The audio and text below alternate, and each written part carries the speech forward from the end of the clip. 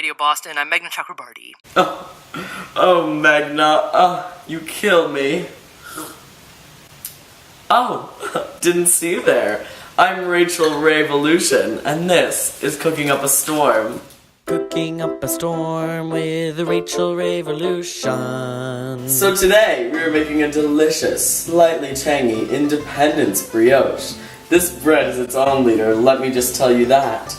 So, I first discovered this brioche on my trek in the 19th century around the world, and it is simply scrumptious on a day when you feel like just being alone and not letting anyone control you. So here, I have my oppressed people and social differences. Here, in this bowl, I have my slaves, and over here, for a little bit later, I have my single leader.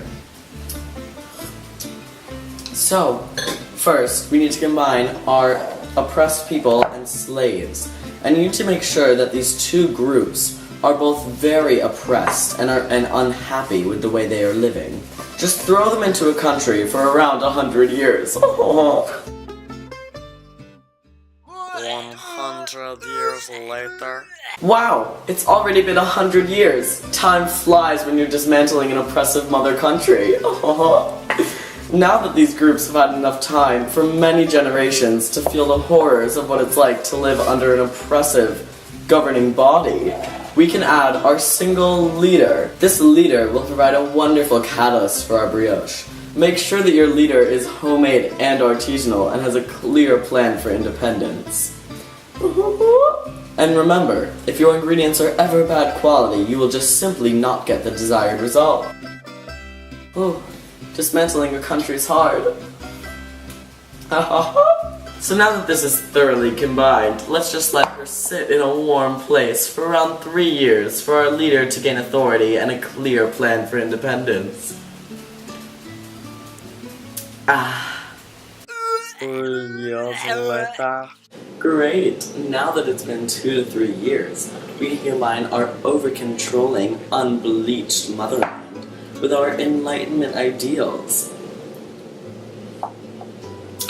This is the perfect combination, as our country will have no freedom, and then, through the 2% Enlightenment, our country will start to think about how their rights are being violated. Just be careful not to use full-fat Enlightenment, as that will just create a democracy brioche. So we're just gonna let this sit for around a year to let the Enlightenment percolate fully.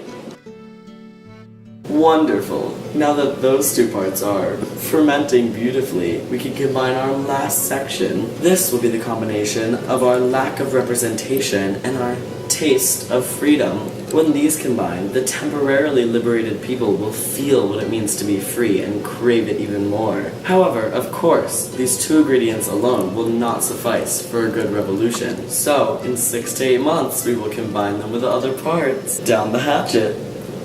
Plop, plop, plop.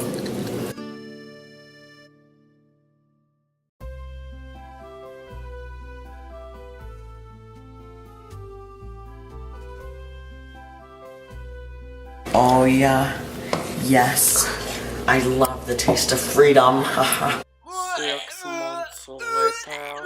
Now that our first two parts are ready, we can combine them. Uh-oh, revolutions don't always go so smoothly.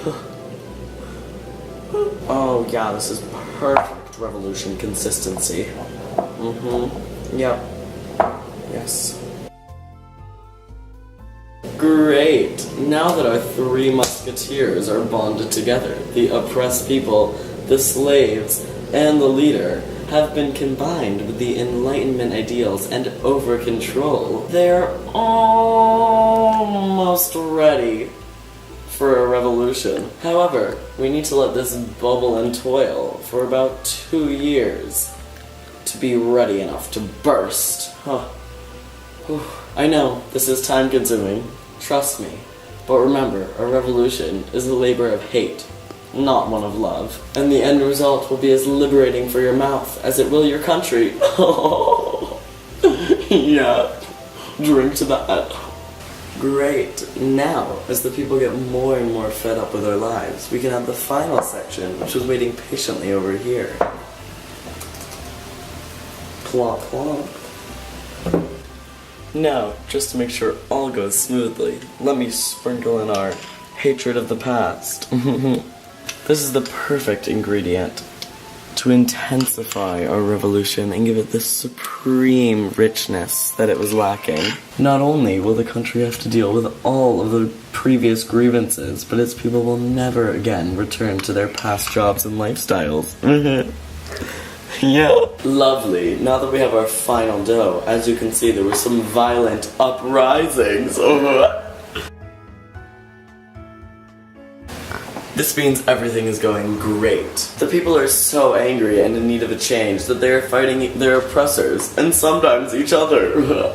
Although this is one of the most dramatic times in this recipe, keep in mind that it is not the most important. What is a brioche dough besides the precise combination of otherwise unimportant ingredients? 1 year later. So it's been 1 year of physical outrage, and as you can see, this revolution just keeps growing. And as it gets bigger and more unruly, our mother nation simply can't control them, and we have some instability in the motherland. Right here in this container. This final instability marks the perfect time to end your revolution and cut all ties with the motherland. Rush it right on. Just like that. You really want just a good amount of instability, just to allow the perfect time for that oppressed country to slip away. So now we will just cut all ties with the mother country. It's a little messy to get rid of your oppressor, but you can do it. Yeah. Perfect, just like that. Ah yes, the smell of a perfectly crafted independence revolution, if I do say so myself. So this has been Cooking with Rachel Revolution. Thank you, and see you next time.